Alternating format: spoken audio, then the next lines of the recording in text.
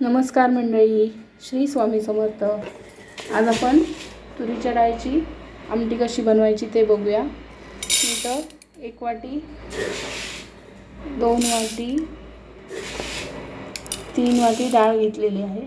तुम्ही पाहू शकता ही आपली तुरीची डाळ आहे। आता ही डाळ आपल्याला स्वच्छ धुवून घ्यायची आहे। आपण आमटी बनवतोय। आता तुम्ही पाहू शकता डाळ मी स्वच्छ धुवून घेतलेली आहे। आता आपण यामध्ये पाणी घालणार आहोत। तर तुरीची डाळ धुतल्यानंतर त्यात आपण पाणी घातलेलं आहे। त्यात आपण टोमॅटो घालून घेणार आहोत।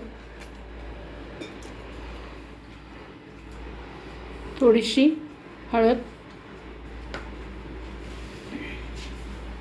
काश्मीरी लाल तिखट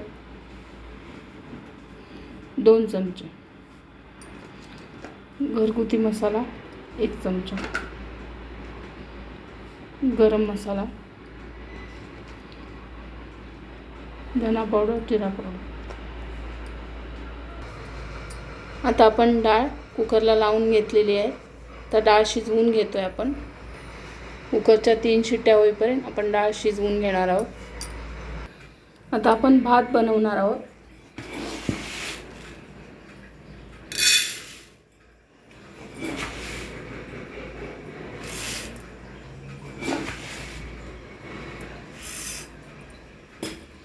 इथे तुम्ही पाहू शकता वाडा कोलम तांदूळ घेतलेला आहे। 4 माणसांसाठी भात लावत आहे। 3 वाट्या मी तांदूळ घेतलेले आहेत। आपला वाडा कोलम तांदूळ आहे।